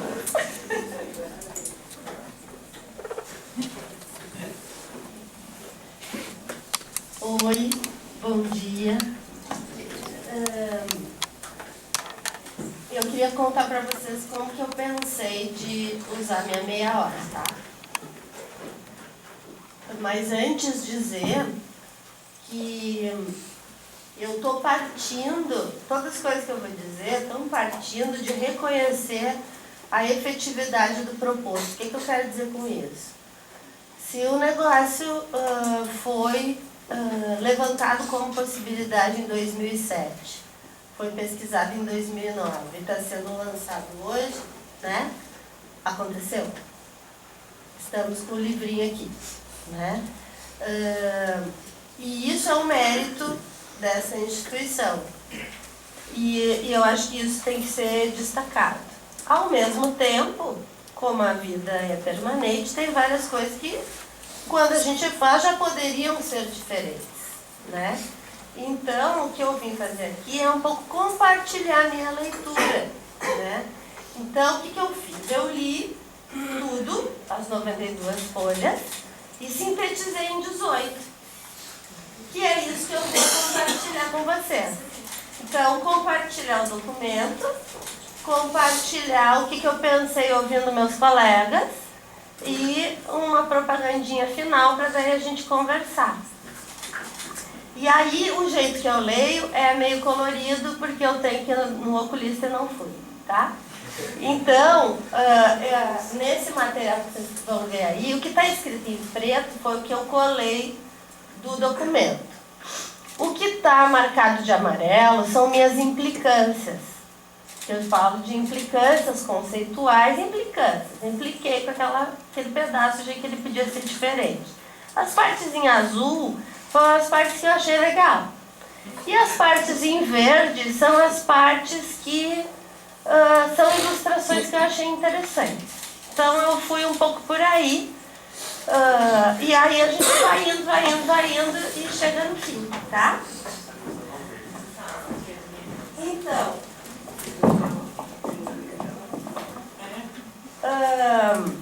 acho que tem uma certa... Tá, levou 7 anos, mas... Oi?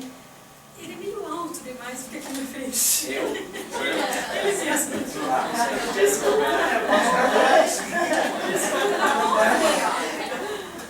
Eu só preciso ver que lá não consigo ver. Tá bem? Tá todo mundo feliz? Como pergunta meu sobrinho. Tá todo mundo bem aí? Então, ó. Primeiro, por mais que tenha passado 7 anos, tem uma certa dimensão de pressa que está um pouco presente. Eu não vou enxergar nada.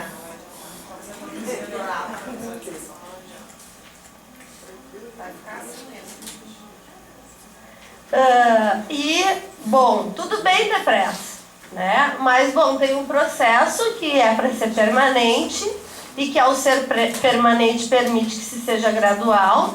E para ser permanente e gradual e a gente não se perder, precisa ter um cronograma, e eu estou falando, em outras palavras, de gestão. E a dimensão de gestão do nosso fazer. Seja um fazer institucional, seja um fazer cotidiano, seja um fazer militante. A outra coisa é essa dimensão de corporação, que está presente durante todo o texto, e na medida em que a gente está no Conselho Regional de Psicologia, né? Mas no texto tem um pedacinho que fala das condições de vida, que eu achei legal.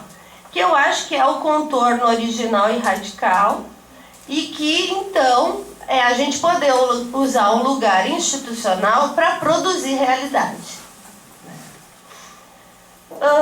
Aí vem a parte de apresentação, que eu impliquei um pouco com essa dimensão técnica, porque eu aprendi com o Mário Testa que a gente, se o postulado de coerência é a gente poder articular o técnico, o administrativo e o político, tudo bem que esse é um lugar técnico e que é desse saber que este lugar se afirma, mas a gente não perder essas dimensões. E quando eu estou falando desse lugar, também estou falando de cada um de nós, né? Também estou falando de mim.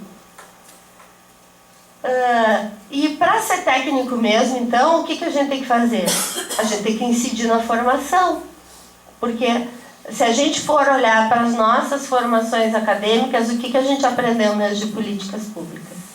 A gente passa a aprender na medida, como disse o Daniel, infelizmente, mas tudo bem, a vida é dura às vezes, a gente passa a aprender sobre SUS na medida em que a gente enxerga o SUS como um lugar de emprego. Depois, entrando, a gente acha que pode ser um lugar de trabalho, que pode ser um lugar de vida, de um monte de outras coisas, né? Mas, institucionalmente, a gente passa a olhar para as políticas públicas quando elas nos parecem um lugar de emprego. Aí, a dimensão na área, né? E eu acho que nosso desafio é construir com a área. Aí tem uma parte que fala de compartilhados e legitimados. Isso eu acho que é uma dimensão que a Regiane falava do coletivo. E não esquecer que esse lugar é regulador. E não esquecer da dimensão reguladora de cada um de nós sobre a nossa própria prática. Eu impliquei com a construção coletiva de uma plataforma profissional, porque tudo isso, para mim, tem cheiro de corporativo, e daí eu implico. Mas gostei da dimensão da ética e da política no nosso fazer. E reconheço que é uma opção, que se poderia ter feito outras coisas, mas se optou por abordar isso, olhar para isso e sistematizar algo em torno disso. Aí na parte do CREPOP, né, aparece a dimensão de sistematizar e divulgar informações. E eu acho que o desafio também que está posto é a gente produzir conhecimento implicado e que isso é, de novo, produzir realidade. Ampliação e qualificação da atuação na esfera pública, para mim, passa por cooperar na construção dessa sociedade, disputar uma concepção de sociedade, de fazer, de ser trabalhador. E aí, acho que as referências são sempre boas. E para aproveitar mesmo essas referências, acho que a gente precisa ir além da inserção profissional, e além do nosso umbigo e das nossas condições de possibilidade cotidiana. E o acento, então, na interlocução. Quando a gente construiu essa mesa, a gente pensou, a gente tem que ter uma dimensão mais institucional, a gente tem que ter uma dimensão reflexiva, a gente tem uma dimensão de como é que as coisas retumbam no nosso cotidiano, e a gente não pode esquecer que tem outros, que a gente não está sozinho enquanto categoria, né? Mais do que consolidação da nossa presença do psicólogo nos locais de trabalho, acho que está posto da gente ser coautor com os movimentos sociais, e não esquecer que a gente também é movimento social. E transversalizar saber e desmistificar no campo esses saberes, que é um pouco o que a Regiane conta para nós, né, da possibilidade de se conectar enquanto equipe e conectar saberes. Na parte da metodologia, então, está posto a construção, a reflexão, a problematização permanente, ilustradas na dimensão das especificidades regionais de um fazer, né? E nesse sentido, talvez, este lugar, conselho, possa se fazer cargo de ser um observatório de práticas sociais transversalizados pela psicologia. Para, então, qualificar o campo. Para qualificar, então, a gente precisa conhecer. E, de novo, conhecer implica construir, refletir, problematizar permanentemente. Ou seja, a gente ter organicidade com as práticas. Ter organicidade com as práticas é ter organicidade com os trabalhadores. É produzir. E, nesse sentido, a gente está numa dimensão de disputa e de construção de posicionamento.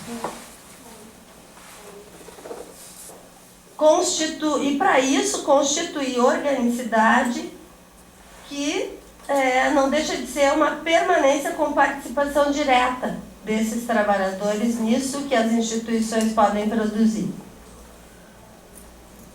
Que a qualidade, a representatividade, a princípio seria a qualidade da representação. Mas para ter qualidade mesmo, a gente precisa de participação direta. Aqui eu vou dar uma puladinha, porque eu fui fazendo o tema de casa no sentido de olhar a pesquisa, né?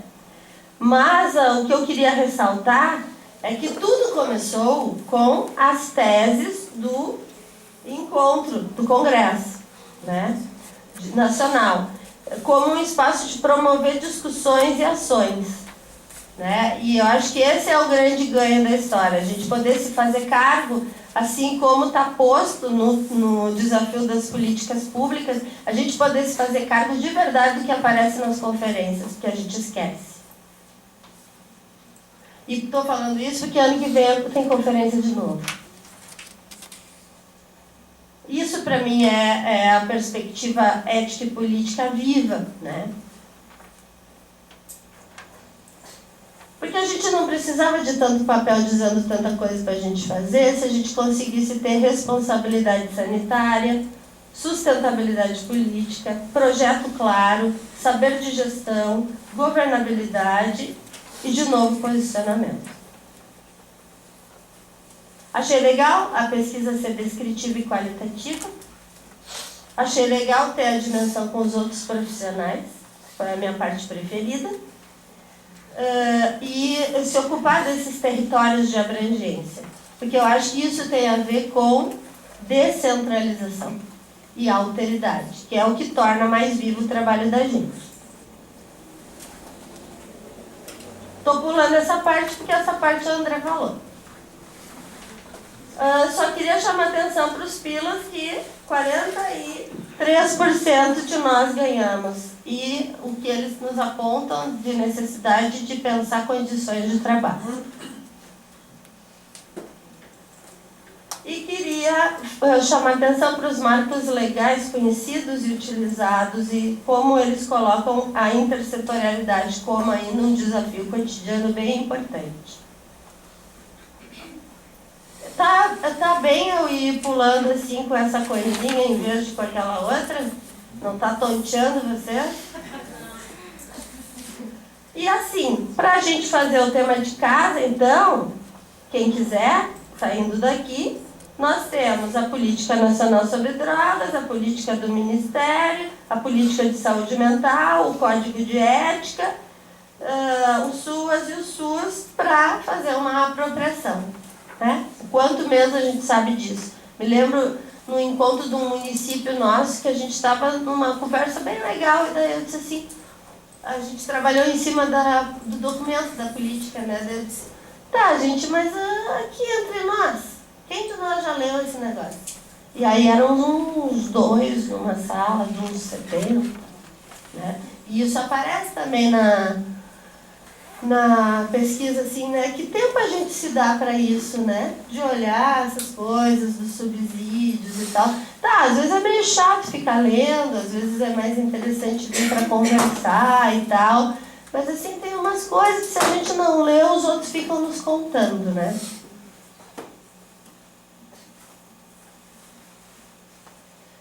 O dia a dia, né? E no dia a dia está posta as disputas de no dia a dia estão postas as disputas de concepção, né? Não acho que a gente tem que atender a demandas múltiplas, acho que a gente tem que ler essas demandas e ver o que elas estão nos convocando, o que elas dizem do contexto, como é que a gente faz isso, mas isso a gente vai aprendendo com o tempo, porque a gente não aprendeu direito na faculdade. Mas o conselho pode ajudar também a gente a tanto a incidir na faculdade, para que a gente aprenda então essas coisas, quanto a gente poder fomentar entre nós. Teve essas palavrinhas que eu impliquei, essa parte ali eu não entendi muito bem, mas tudo isso me fez pensar na dimensão da formação, da concepção, da apropriação, que são marcadores para a gente se ocupar no nosso cotidiano. E aí eu fui fazendo um teminha de casa, assim, vários desafios e estratégias que apareciam no texto, eu fiz esse quadrinho. E o que eu quero chamar a atenção nesse quadrinho são os espaços vazios. Que tem um monte de coisa que a gente ainda tem que construir, que a gente ainda não tem resposta. Aí, de novo, eu gostei das reuniões específicas. O desafio de implementar e implantar, que apareceu ao longo de todo o documento, em relação a políticas públicas, né? Então, a gente pensa, mas para a coisa ser mesmo, né?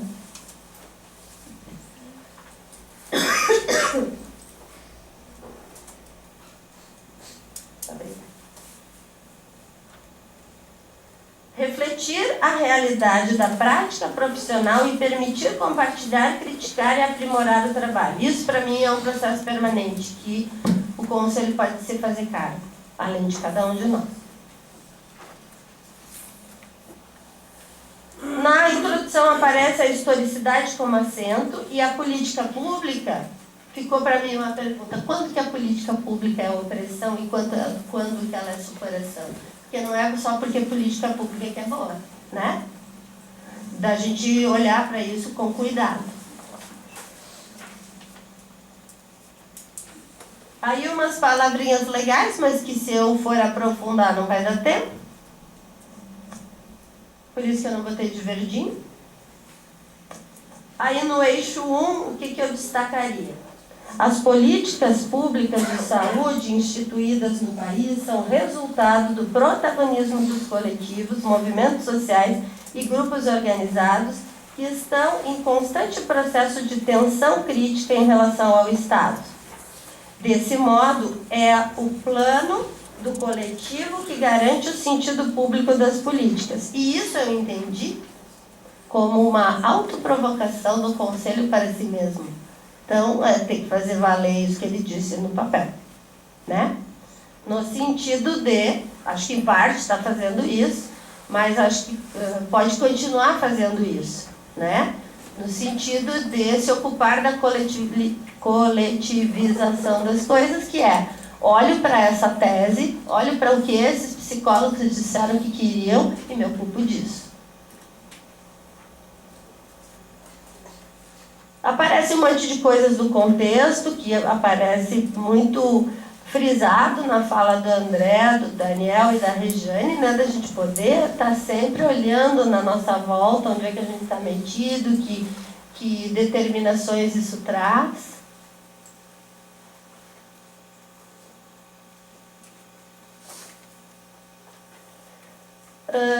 A dimensão de cuidado que nos cabe, para a gente poder prestar atenção nela, e aí diz assim: como descreve o Código de Ética Profissional, o psicólogo trabalhará visando promover a saúde e a qualidade de vida das pessoas e das coletividades e contribuirá para a eliminação de quaisquer formas de negligência, discriminação, exploração, violência, crueldade e opressão.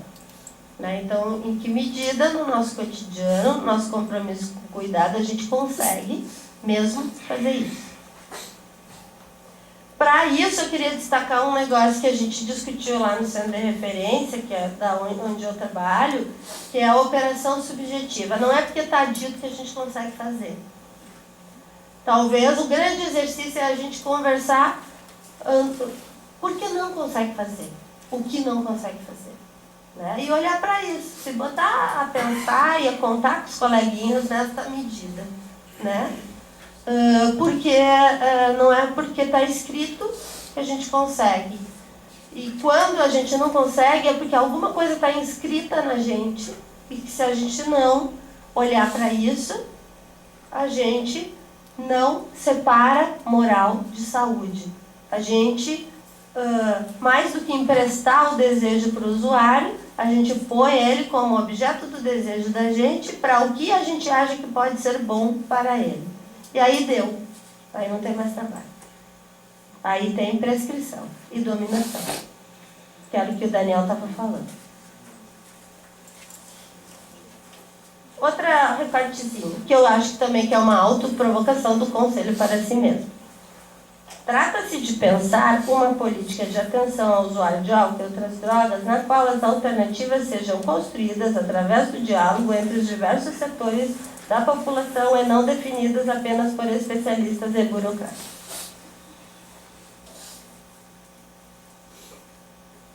Outra que achei bacana.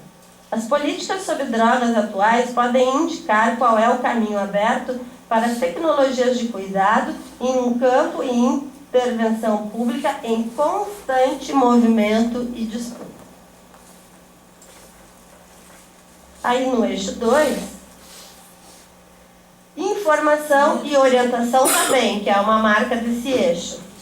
Mas como ir além da prescrição?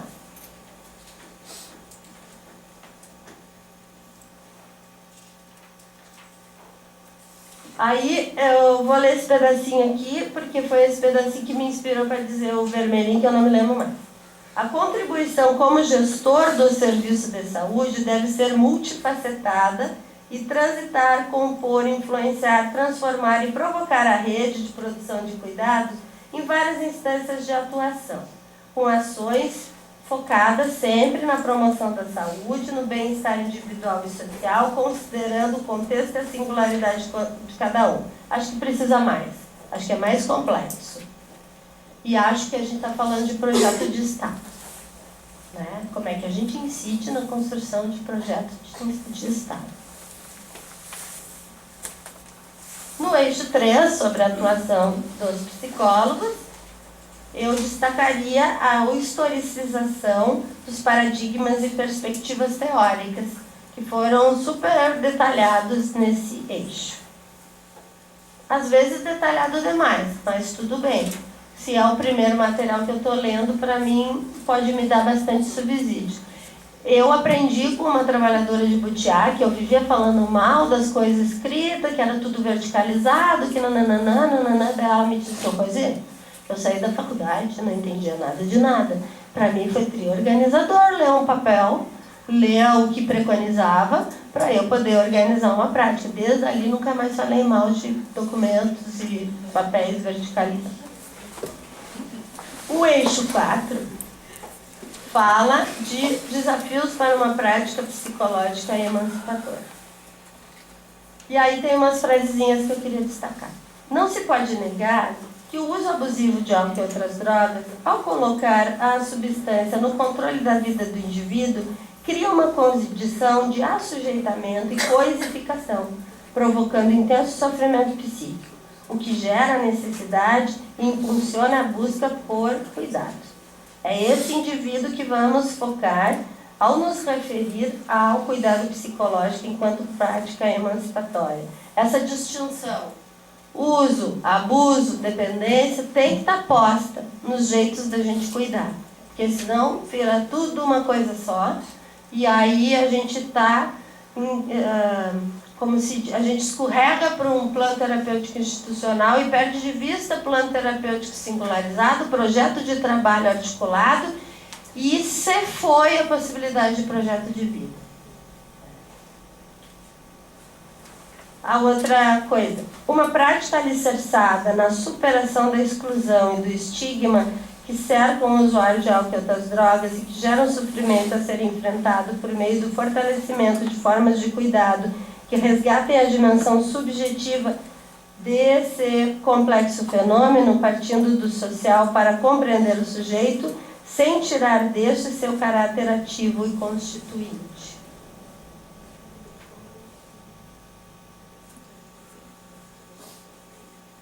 O nosso trabalho, em outras palavras, é lembrar as pessoas que elas são cidadãs. Frente à complexidade que permeia o atendimento aos indivíduos que fazem uso abusivo de álcool e outras drogas, os psicólogos que responderam à pesquisa do CREPOP revelaram em seus discursos a necessidade de respostas e de diretrizes. E também evidenciaram a ausência de referenciais teóricos e práticos claros para dar conta da complexidade. Então, o trabalho tem que seguir. Não adianta a gente constatar. A gente vai ter que seguir para se ocupar disso que a gente disse de nós. Para entender o papel da psicologia na construção das políticas públicas, é importante resgatar as diferentes dimensões das políticas públicas. A dimensão política associada à sua operacionalização sob a responsabilidade do poder público, a dimensão social que implica participação da população em seu planejamento, execução, controle, e a dimensão subjetiva que diz respeito à alteridade e singularidade dos sujeitos que se propõem atingir e aos aspectos sócio-históricos da produção social do humano.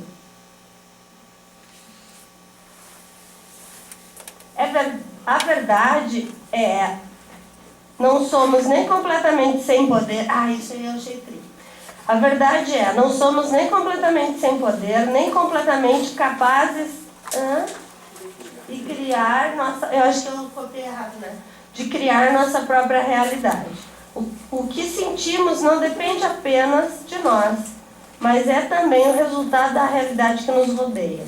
O poder que possuímos em qualquer momento depende do que podemos arregimentar numa dada situação e quanta aceitação o mundo nos oferece em troca de nossos esforços. É de fato uma proposta meio a meio, a disponibilidade do meio caminho andado, né? Nosso poder depende em parte do que fazemos e em parte do que os outros fazem em resposta a isso. Nem o mito da falta de poder, nem o mito do poder absoluto fazem sentido no mundo real.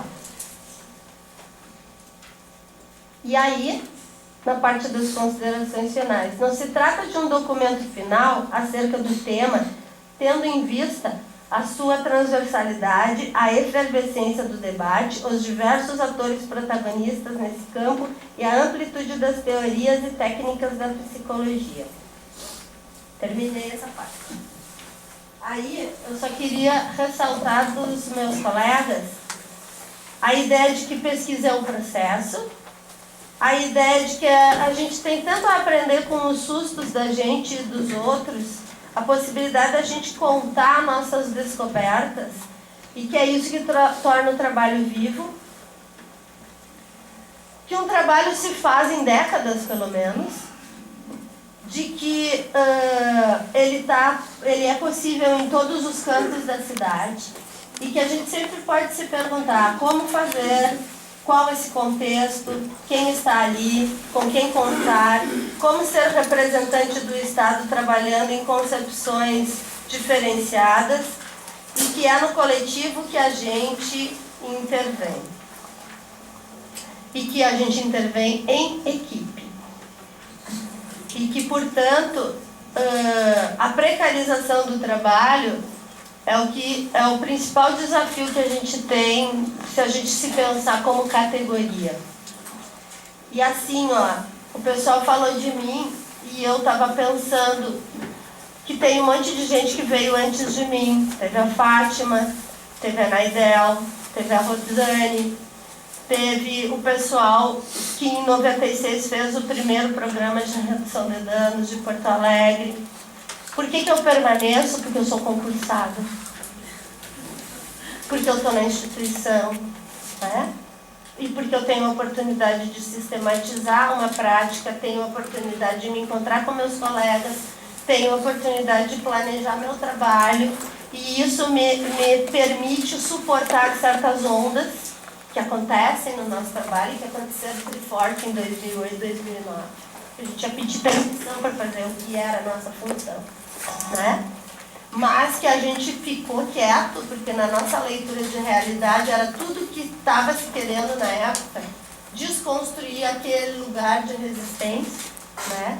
Então era mais interessante a gente engolir um sapo de sobreviver àquela onda, naquele tempo, para poder construir permanência. E quando a gente estava preparando, a gente pensou, a pesquisa em si, a oportunidade de uma prática mais visibilizada e que a gente pudesse tirar mais suquinho dessas coisas que o André disse ao longo de outros tempos de encontro entre nós.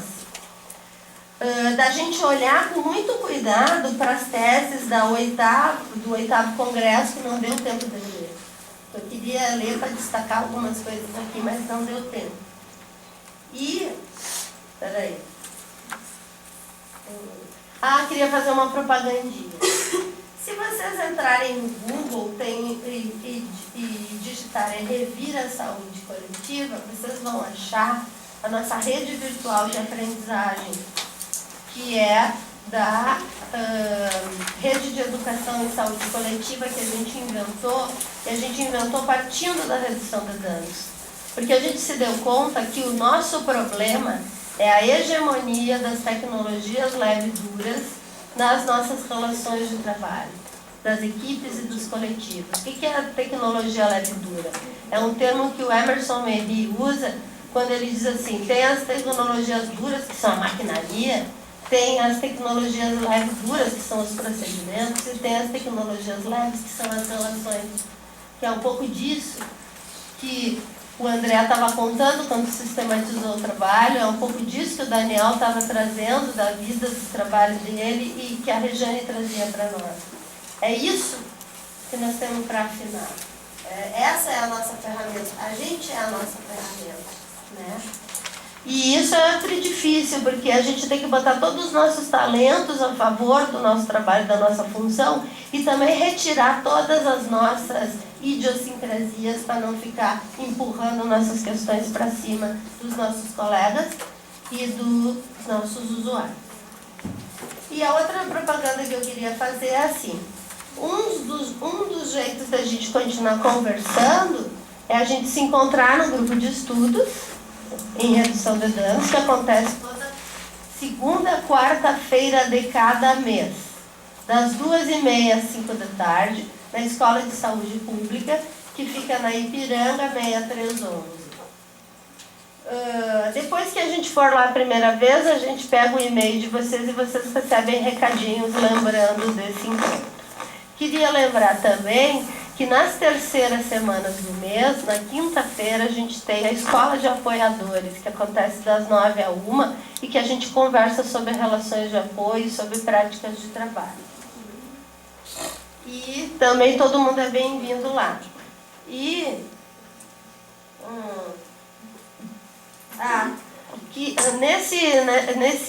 nessa página aí do Revira, tem um negócio que a gente inventou que é uma resolução em que a gente resolveu que a gente paga para trabalhar.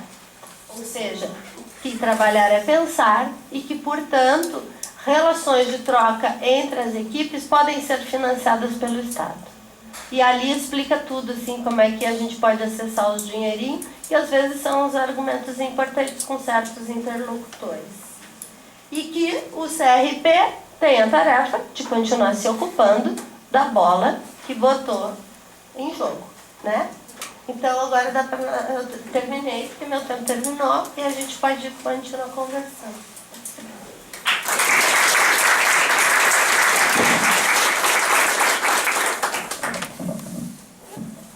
Gente, agora está aberto para questionamentos, né? A gente faz uma rodada, né? E aí depois a gente volta para os nossos interlocutores.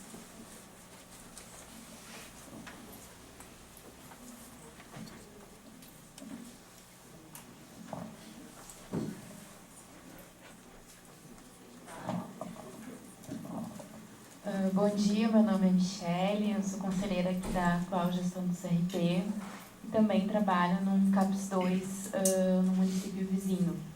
Tem uma questão assim, que eu quero fazer para quem se sentir convocado a responder em relação a acessar um CAPS, álcool e outras drogas, né?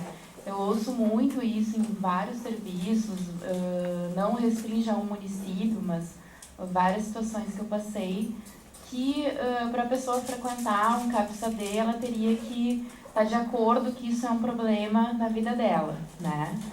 Mas, ao mesmo tempo, também tem pessoas que ainda precisam trabalhar com essa questão, mas a gente vive situações que as pessoas... Bom, então, se a pessoa não reconhece que isso é um problema, ela não vai fazer parte desse serviço, né?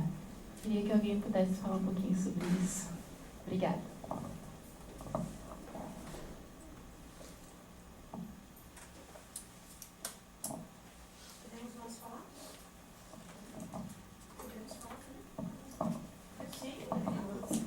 Gente, está aberto para todo mundo que está aqui falar. Qualquer um pode levantar a mão e falar, ok? Eu sou pedagoga, trabalho em Passo Fundo no CAPS-AD e para nós isso não é verdade. A pessoa que é encaminhada pela família, às vezes que não quer tratamento, ela vai forçada pela família a fazer tratamento, não que ela queira, não necessariamente que ela queira fazer tratamento, né? Às vezes ela vai porque a família quer, né? Porque ela é encaminhada, às vezes, pelo médico, por alguma outra pessoa, então não necessariamente que ela queira. E às vezes ela, com o tempo, ela inicia a fazer um tratamento sem querer, né? Sem que tenha vontade de querer fazer o tratamento, e com o tempo ela acaba, às vezes, aderindo ao tratamento, aceitando, né? Recebendo, assumindo aquilo, né? O tratamento e fazendo o tratamento. Então não necessariamente que ela tenha que ser, que ela, digamos assim, que ela, como é que eu vou te explicar? Que ela reconheça, né, que ela precisa fazer esse tratamento. Não sei se seria isso.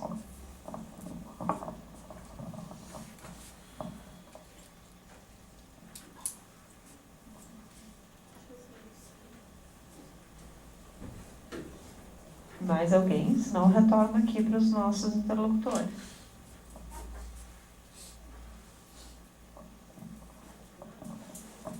A gente veio aqui para isso, né? Bom, Na verdade, não é um questionamento, mas eu acho que é para continuar um pouco uma reflexão que a Rose trouxe, que nos traz os documentos também que a gente produz, né, enquanto sistema, ou não só dentro do nosso sistema conselhos, mas assim, que a gente produz de uma forma geral, assim. Né? Primeiro que eu acho que são sempre parciais, né, porque trazem uma fotografia de um determinado momento, né. Por outro lado, também concordo com a Rose e com a colega lá de Butiá, que são extremamente necessários, né, porque fazem um resgate histórico dos processos, né, e que por isso mesmo fazem com que a gente avance, né, a partir da perspectiva de coisas que já aconteceram e aconteceram antes de nós. Então a gente, por mais que possa ser em alguns momentos brilhantes, não estamos inventando a roda, né? Teve gente antes de nós, e acho que isso é bem importante marcar, e marcar os momentos políticos que as coisas aconteceram, né? Porque nesse período eu estava no Estado e me lembro que a gente, falar em redução de danos, podia ter a cabeça cortada, assim. Eu me senti nessa situação em alguns momentos, né? Tipo assim, isso não existe, né? Como que não existe? Mas, enfim, as pessoas às vezes têm uma amnésia histórica e a gente tem que retomar isso. Acho que é bem importante, assim.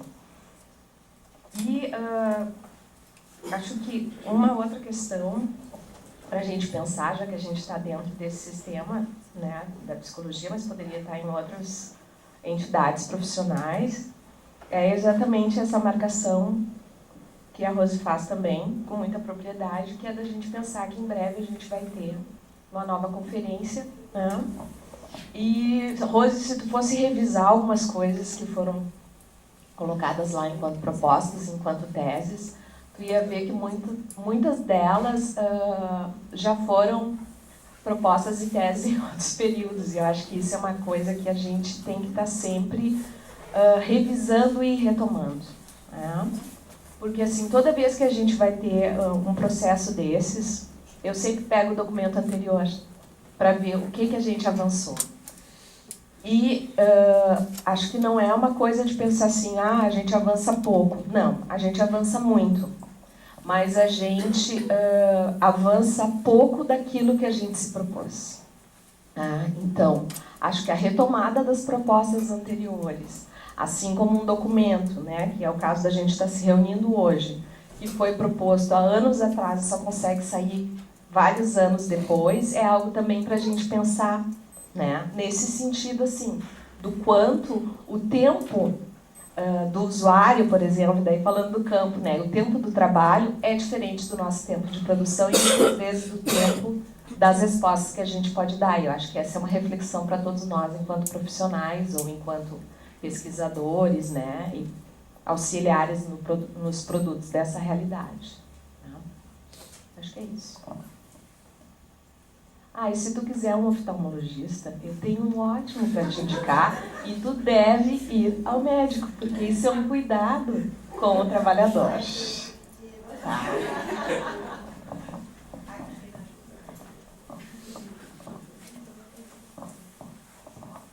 Bom dia a todas, a todos. Meu nome é Alberto Kopitsch, sou militante do campo da segurança pública, vamos dizer assim.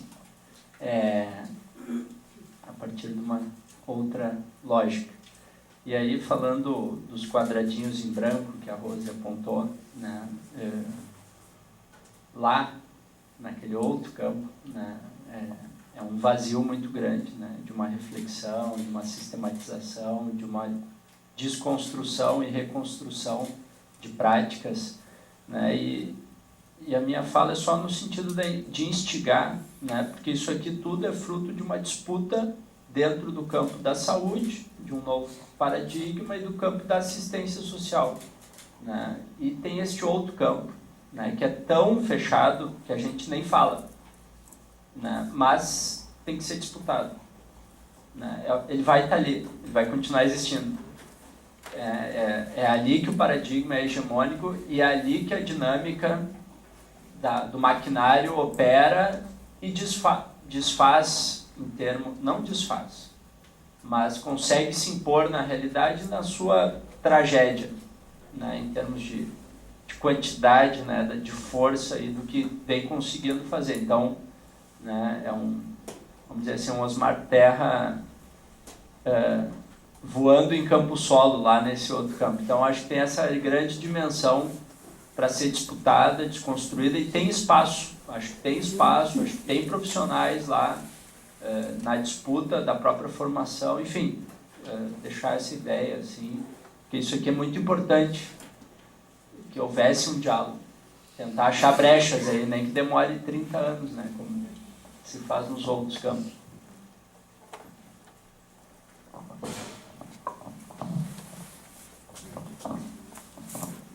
Meu nome é Elizabeth, eu sou estudante de psicologia e eu queria perguntar para a Regiane e para o Daniel. A gente sabe que agora, durante a Copa, muita população de rua foi realocada, as cracolândias foram realocadas. E como que é esse impacto para eles? O que eles retomam para vocês? E como no desenvolvimento desse trabalho, o que isso traz de impacto? Essa mudança de local deles? E como que vocês veem a internação compulsória também?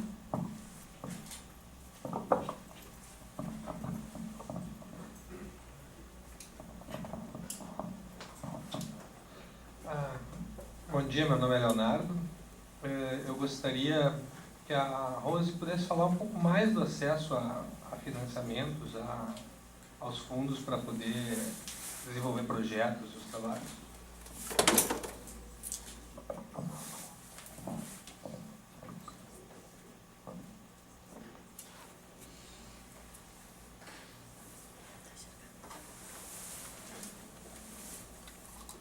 Vou retomar. Mais a dar e depois eu repasso. Enquanto eu li o material, tem uma crítica sobre as comunidades terapêuticas com a lógica da abstinência, que sempre foi assim. Eu fiquei me perguntando, imaginando uma comunidade terapêutica com a lógica da redução de danos. Então, é só para partilhar esse pensamento que eu fiquei assim, pensando. Mas, se alguém quiser falar alguma coisa sobre isso.